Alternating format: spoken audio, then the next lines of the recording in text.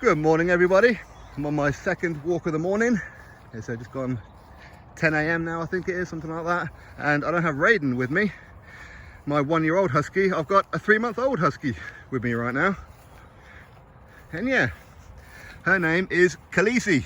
You see Raiden, he's got like a white / blue eyes. He looks like a zombie. This one, she's got like a dark brown right the way through. Anyway, she's just gone 3 months old. My wife named her Khaleesi from Game of Thrones. My little boy named Raiden with Mortal Kombat games. So maybe I need to get a dog and name one myself, eh? But as you can see, she's got like a little pink harness going on right there. Yeah, I do get some looks. Some people think I'm a sailor.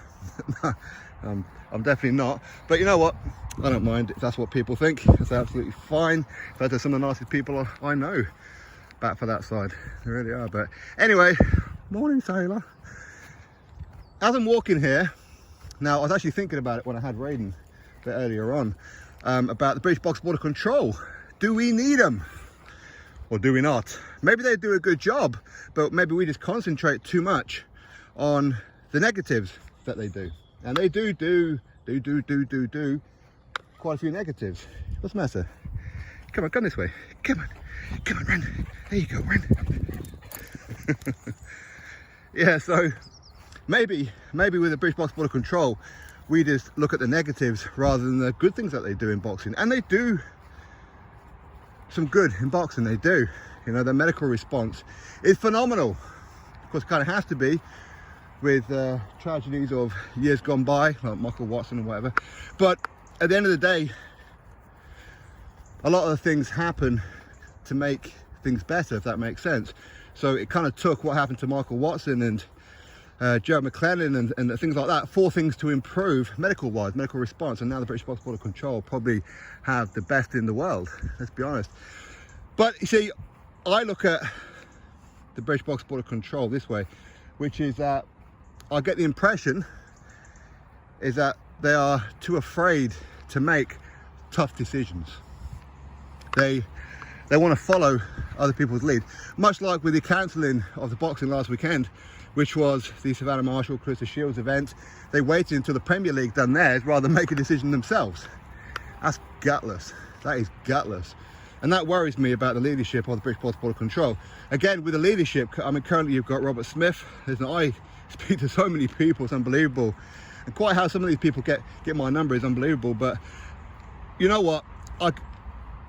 Some people will say Robert Smith, he's a cool guy. You know, I've got the wrong impression about him. Other people will say, you don't know the half of it, mate. He's an absolute scumbag. He's racist. And you know what I mean? Listen, I don't know exactly what's true about Robert Smith and what isn't. So I'm not going to accuse him of anything without actually knowing about it. But at the end of the day, most people do say he does care about boxing, and that's really what's important. Do you care about boxing? But his hands are tied. I mean, your hands shouldn't be tied. They really shouldn't. But when it comes to other board members like Charlie Giles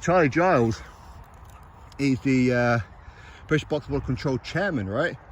But he's also on the committee for the WBC. Now, isn't that a conflict? Because what happens if there's an issue where it involves a British fighter and they're having a conflict with the WBC? What side of the fence does Charlie Giles sit on? Because I always see the British Box Border Control as an organisation that is there to defend the British fighter, right? It's almost like a union, a representative. That's what you're paying your fees for, okay? For a fair representation, if you like, to make sure that you get paid from the promoters, the managers, and all that kind of stuff. Listen, I disagree with some of the rules that the British Box Border Control have. I do. I don't think a manager should get 25% of a fighter's purse while the trainer only gets 10%. Come on, anybody could be a manager, but hey, pick the easy job in the world. But how many people on the board have actually got jobs based on merit or based on who it is that they know? Who's going to replace Robert Smith? Is the replacement for Robert Smith going to have the exact same mentality as Robert Smith? You would have to probably say, yeah. Hey, can you drop that, please? Good girl. But yeah, so I was speaking about Charlie Giles. So when you're on the British Box Board of Control and you're on the committee for the WBC, okay, well, let's give you one example, okay? Just one example. You'll remember when Dillian Whyte, who turned out to be innocent in the end, but at one time he went through that situation with UCAD right before the Oscar Rivas fight, okay? Now, quite how that got all leaked out, who knows? In my opinion, somebody from the board let it slip, okay? And by the way, just because I'm talking about Charlie Giles doesn't mean that I'm insinuating that it's him, because I'm sure it's not. But Charlie Giles would have known about the whole UCAS situation involving Dillian Whyte. How would he have known that before anybody else? Well, being chairman of the British Box Board of Control, the board who work with UCAD, correct? It's UCAD who will report it to the British Box Board of Control. So therefore he would know every single detail about it. But go over to the WBC, where he's also on that panel, well, they suspend Dillian Whyte while they're pending investigation, even though Charlie Giles would know the truth about everything. Would he not? Now, I'm not saying that he was a conspirator on any of that. Maybe he was, maybe he wasn't. But the fact is that they suspended Dillian Whyte and then replaced Dillian Whyte, mandatory, with Tyson Fury, as per the petition from Charlie Giles. How's that fair? How's that right? Now, again, in fact, I've never met anybody or spoke to anybody who has a nice thing to say about Charlie Giles. They haven't. And listen, who knows? Maybe he's a really cool guy. Maybe he's just stuck in his ways. And that does seem to be the problem with the board, is that a lot of them are way past it. Let's be honest. Listen, I'm not ageist or anything, but come on. There's too many people there that are one foot in the grave and the other one slipping. Really. No, but listen, at the end of the day, I suppose it is all down to competence rather than anything else, I suppose. But listen, ultimately, do we need them? Can they actually be replaced? Who would replace them?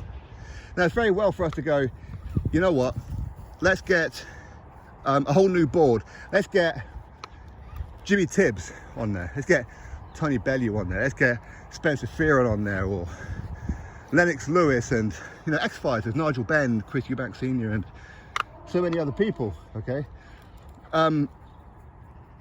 But who would start up that committee? Who would start it up? Would the promoters, the managers and the fighters, would they go, yeah, you know what, let's go with this new board? Would they have the guts? I had the impression that a lot of them wouldn't have the guts.